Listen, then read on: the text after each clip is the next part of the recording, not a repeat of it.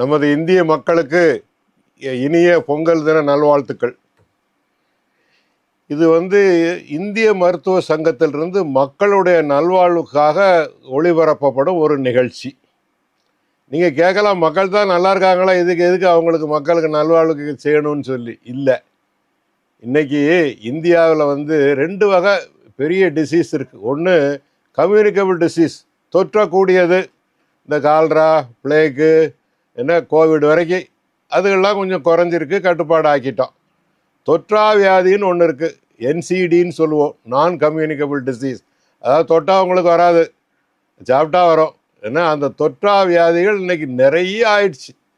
இன்னைக்கு 10 பேர் ஒரு வீட்டில் இருந்தாருன்னா 2 பேருக்கு சர்க்கரை வியாதி இருக்குது. இது புள்ளி விவரங்கள் கூடுது.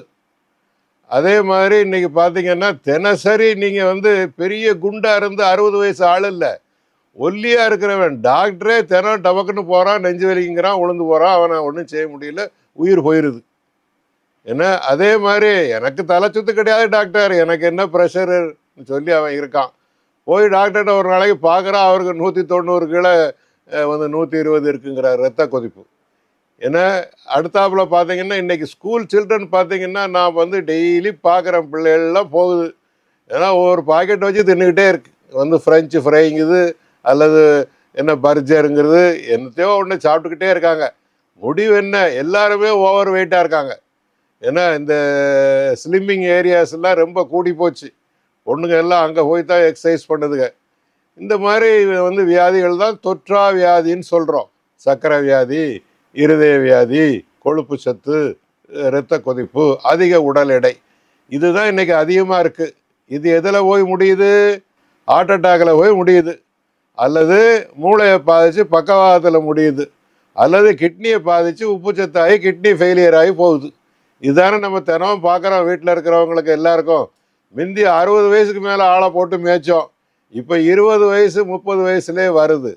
காரணம், குழந்தை வயிற்றில் இருக்கும் பொழுதே தாய் சாப்பிடும் உணவை பொறுத்து தான் அந்த குழந்தையின் எடை வருகிறது.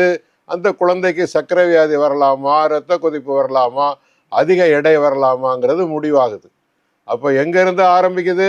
குழந்தை கருவில் இருக்கிறப்போ இருந்து ஆரம்பிக்குது.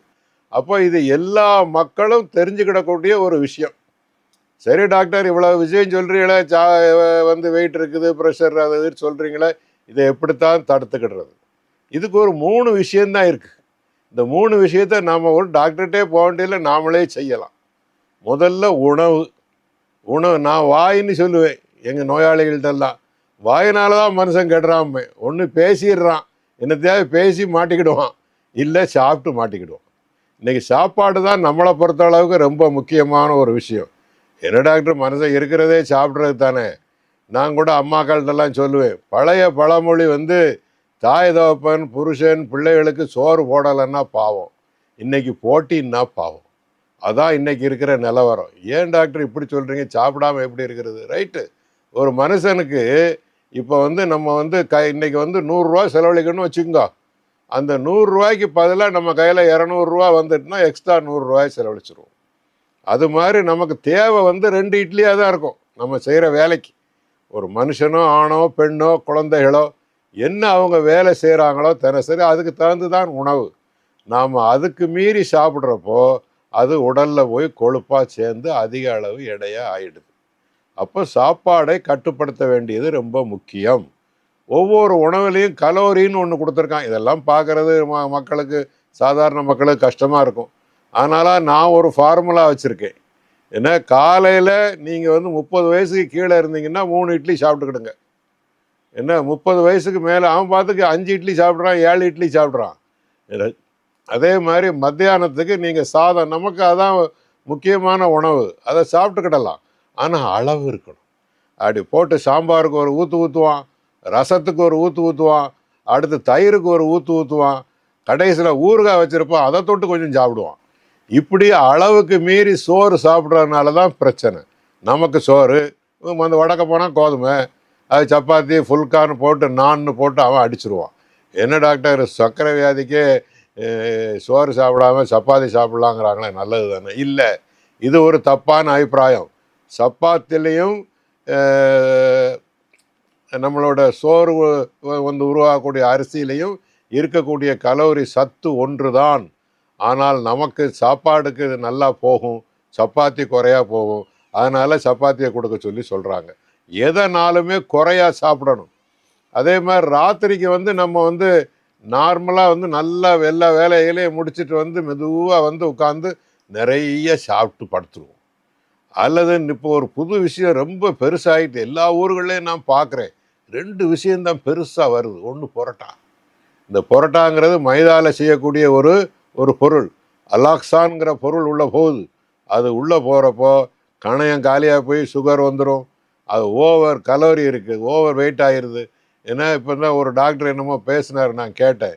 சவைச்சு சாப்பிட்டா ஒரு பரோட்டாவும் சாப்பிடுவார், அவர் உள்ளே ஒழுங்குனா 3 சாப்பிட்ருவார். அதெல்லாம் கணக்கு கிடையாது. சவைச்சே 6 சாப்பிடுவான். எனக்கு தெரியும், நான் நோயாளிகிட்ட எல்லாம் கணக்கு எடுக்கிறேன். எத்தனை எத்தனை எத்தனை எத்தனைன்னு சொல்லி. ஏன்னா அதெல்லாம் நல்ல ருசியாக இருக்குது, நல்லா குழம்பு போடுறாங்க. அதனால் போட்டு எல்லா மக்களும் போட்டு உள்ளே போட்டு அதுலேயே பொரிச்சு அதுலேயும் நிறைய பரோட்டாக்கள் வந்துட்டு இப்போ பொரிச்ச பரோட்டா எண்ணெயில் போட்டு பொரிச்சிருவார். அது ஏற்கனவே கலோரி 1000 வந்துடும். எண்ணெயில் போட்டு பொரிக்கிறப்போ 1300 வந்துடும். அப்போ நம்ம உடம்புல சேரக்கூடிய வெயிட்டும் கொழுப்பும் அதிகம். அப்போ முடிவாக என்ன, அளவோடு சாப்பிடுங்க. ஒரு சின்ன வயசு ஆட்கள் 3 இட்லி சாப்பிடுங்க, பெரிய வயசு ஆட்கள் 2 இட்லி சாப்பிடுங்க. உங்களுக்கு சர்க்கரை நோய் வந்துருச்சா, அல்லது ப்ரெஷர் வந்துருச்சா, கொழுப்பு சத்து வந்துருச்சா, சோறை நிறுத்துறது நல்லது. நான் ஒரு ஃபார்முலா என்னோட வந்து மக்களுக்கெல்லாம் சொல்லி கொடுத்துக்கிட்டு இருக்கிறேன். காலையில் 2 இட்லி, ஒரு 50 வயசுக்கு மேலே சுகர் இருக்குது, ப்ரெஷர் இருக்குது, காலைல 2 இட்லி வச்சுக்கிங்க, மத்தியானம் 2 இட்லி அல்லது இடியாப்பம் வச்சுக்கிடுங்க. இடியாப்பம்னா தேங்காய் பாலை ஊற்றி சீனியை போட்டுறாதீங்க, சாதாரண பால் வச்சுக்கிடுங்க. ராத்திரிக்கு தோசையோ சப்பாத்தியோ ஒன்று வச்சுக்கிங்க. அப்போ எப்படி தான் டாக்டர் வயிறு நிறைக்கிறதுன்னு கேள்வி கேட்பாங்க. வயிறு நிறைக்கிறதுக்கு நான் வழி சொல்லிடுவேன். காய் நிறைய அவிச்சு வச்சுருங்க, எவ்வளோ வேணுமோ காய் வச்சுக்கிங்க. ஏன்னா பூமிக்கு கீழே இருக்கோ மேலே இருக்கோ கவலை இல்லை, அதை அவிச்சு வச்சுக்கிடுங்க அளவு. 2வது இன்னொரு பக்கம் கீரை. இந்த 2ஐயும் சாப்பிட்டு வயிறை நிறைச்சிருங்க. டாக்டர் டயர்டாக போயிருமே டாக்டர்னு கேட்பாங்க. சரி, டயர்டுக்கும் வழி சொல்லிடுவேன். புரதம் சேர்ந்த சில பொருட்களை சாப்பிடலாம். நம்ம வந்துட்டு கடலை பயிர் இருக்குல்ல, சாப்பிட்றதே இல்லை. பொரிகடலை, பாசிப்பயிறு, நிலக்கடலை, தட்டாம்பயிறு, ஏகப்பட்ட பயிர் இருக்குது. அவிச்சு வச்சுக்கிங்க. சவைக்க முடியாதவன் சவைக்க முடியும், கடிக்க முடியறவன் அதை வந்து நல்லா வந்து வறுத்து வச்சுக்கிங்க, டப்பாவில் போட்டு வச்சுக்கிங்க. சாயங்காலத்துக்கு எள்ளி அதை அடிச்சிருங்க. வெளியே போய் ஜிம்மு போய் அங்கே போயெல்லாம் பயிற்சி பண்ணணும்னு அவசியம் இல்லை. 30 வயசுக்கு மேலே ஜிம்முக்கு போகாதீங்க. சினிமாக்காரன் எல்லாருமே ஜிம்முலாம் உழுந்து சாகுறான். ஏன்னா ஜிம்மில் நீங்கள் பிடிச்சி தூக்குறப்போ, ஐசோமெட்ரிக் எக்ஸசைஸ் வர்றப்போ இங்கே ரத்த குழாயில் உள்ள லைனிங் வந்து அடி வாங்கிடுது, ஹார்ட் அட்டாக்கு அங்கே செத்து போயிடுறான். அதனால் அந்த ஜிம்மு விஷயம்லாம் 30க்கு கீழே தான். அதுக்கு மேலெல்லாம் விட்டுட்டு நடத்தல், உடல் அசைவு இதுகளை செய்யுங்க. 3வது ஒரு விஷயம் இருக்குது, இதோட நான் முடிச்சிடுறேன், ரொம்ப போர் அடிக்கிறேன்னு நினைக்கிறேன். அதாவது ஸ்ட்ரெஸ்ன்னு சொல்கிறோம். அந்த ஸ்ட்ரெஸ்ஸுன்னா என்ன? ஸ்ட்ரெஸ்ஸுங்கிறான், மன உளைச்சலுங்கிறான். அது எதனால் வருது? அது நான் என்ன சொல்கிறான், என் பொண்டாட்டியால் பிரச்சனை, பிள்ளைகள் பிரச்சனை கொடுக்குறான், ஃப்ரெண்டு பிரச்சனை கொடுக்குறான், பக்கத்து வீட்டுக்காரன் பிரச்சனை, எல்லா பிரச்சனையும் கொடுக்குறான். ஆனால் பிரச்சனை உங்களிடமிருந்து தான் வருகிறது என்பது என்னோட ஒரு தாழ்மையான அபிப்பிராயம். எல்லாரும் பிரச்சனை கொடுக்குறது தான் பிறந்திருக்கான் ஐயா, கடவுள் அதை தான் பிறந்து விட்டுருக்கான். அவன் கொடுக்கும் பிரச்சனையை நாம் எப்படி எடுத்துக்கொள்கிறோம் என்பது தான் நமக்கு பிரச்சனை. என்ன பிரச்சனை கொடுத்தாலும் நீங்கள் பாசிட்டிவாக எடுத்துங்க, பார்த்துக்கலாம். என்ன, அதுக்கு ஒரு வழியை கண்டுபிடிச்சி சார்ட் அவுட் பண்ணிவிடுங்க. அப்படி எடுத்துட்டிங்கன்னா சரியாக போயிடும். தினசரி ஒரு 5 நிமிஷம் நீங்கள் வந்து ஒரு மெடிடேஷன் ஒன்று இருக்குது. எந்த கடவுள் நம்பிக்கை இருக்கோ வச்சுக்கோங்க. ஒன்றும் இல்லை, கண்ணை மூடி உட்காந்துருந்து எல்லா மைண்டில் உள்ள திங்கிங்கையும் எடுத்து விட்டுட்டு அப்படி கொஞ்சம் மூச்சை உள்ளே இழுத்து பெரிய பிராணாயாமம் தான் பண்ணணும்னு அவசியம் இல்லை. மூச்சை இழுத்து விடுங்க, ஒரு 10 செகண்ட் நிறுத்திக்கிடுங்க, மெதுவாக வெளியே விட்டுருங்க. இதை செய்யுங்க, கம்ப்ளீட்டாக சரியாக இருக்கும். 2வது, இந்த உடல் பயிற்சிகள் நம்ம பேசணும் இல்லை, உடல் அசைவுகள், அதுகளிலே நம்மளோட ஸ்ட்ரெஸ் ரொம்ப குறைஞ்சிருது. ஏன்னா ராத்திரிகளுக்கு நல்லா தூங்கணும்.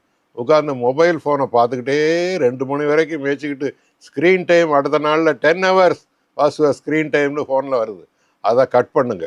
அடுத்து டிவியை போட்டுக்கிட்டே தூங்குவான். டிவி ஆன்லேயே தூங்குற ஆளே நான் பார்த்துருக்கேன். ஏன்னா டிவியை பாருங்கள், சாயங்காலம் பாருங்கள், 10 நிமிஷம் பார்த்துட்டு ஒரு 7 மணி நேரம் வந்து நல்ல தூக்கம் வேணும். இப்போ 60 வயசு ஆகிட்டுனா 8 மணி நேரம் வேணும்னு சொல்கிறோம். அந்த தூக்கம் இதை குறைச்சிங்கன்னா ஸ்ட்ரெஸ் குறைஞ்சிரும். ஸ்ட்ரெஸ்ஸை யாரும் குறைக்க மாட்டாங்க சார். உங்கள் ஸ்ட்ரெஸ்ஸை ஒருத்தரும் குறைக்க மாட்டாங்க, நீங்கள் தான் குறைச்சிக்கணும். ஸ்ட்ரெஸ் எதனால் வருது? ப்ரெஷரே நம்முடைய எடுத்துக்கிற போகிறது. ஐயோ போச்சே என்றீங்கன்னா அது வந்து ஸ்ட்ரெஸ். அப்படியா பார்ப்போம். அப்படி எடுத்து செய்துட்டிங்கன்னா சரியாக இருக்கும். அப்போ மக்களே 3 விஷயங்களை சொல்லியிருக்கிறேன். இன்று நம்ம தொற்றா வியாதிகளாகிய சுகர், ப்ரெஷர், கொழுப்பு, இந்த ஹார்ட் அட்டாக்கு என வந்து ப்ரெஷர் இதுகள் அதிகமாகுது. அதுக்கு காரணங்கள் நம்மளுடைய பழக்க வழக்கங்கள் தான். அதனால தான் இது பழக்க வழக்கத்தினால் வரும் வியாதின்னு பேர் கொடுத்துருக்கோம். என்சிடின்னு ஒரு பேர் இருக்குது, தொற்றா வியாதி, லைஃப் ஸ்டைல் டிசீஸ். நம்மளோட நடைமுறை வியாதிகள் நான் ஒரு புஸ்தகம் எழுதியிருக்கேன். அந்த மாதிரி வருது. அதுக்கு என்ன செய்யணும்? 3 விஷயந்தான். ஒன்று, உணவு. என்ன உணவுனாலும் குறைச்சிடணும், போதும். நிறையா சாப்பிட வேண்டியது காய்கறி, கீரை தான். 2வது, உடல் அசைவு அல்லது உடல் பயிற்சி. பல மாதிரிகள் சொல்லி கொடுத்துருக்கேன், செய்யலாம். 3வது, ஸ்ட்ரெஸ் வந்துக்கிட்டே இருக்கும், தினம் வருது. இப்போ அடுத்த எலெக்ஷன் வருது, யார் வர போகிறாரு அதை பற்றி நமக்கு என்ன, யார் வந்தாலும் நம்ம சோலையை நம்ம பார்த்தா நமக்கு சாப்பாடு. அப்படி இந்த ஸ்ட்ரெஸ்ஸையும் எடுத்து விட்டிங்கன்னா இந்த வியாதிகளிலிருந்து நீங்கள் தப்பித்து நீடிய ஆயுள் வாழ்ந்து உங்களுக்கும் உங்கள் குடும்பத்திற்கும் நமது இந்தியாவுக்கும் பெருமை சேர்க்க வேண்டும் என்று வாழ்த்தி விடைபெறுகிறேன். நன்றி, வணக்கம்.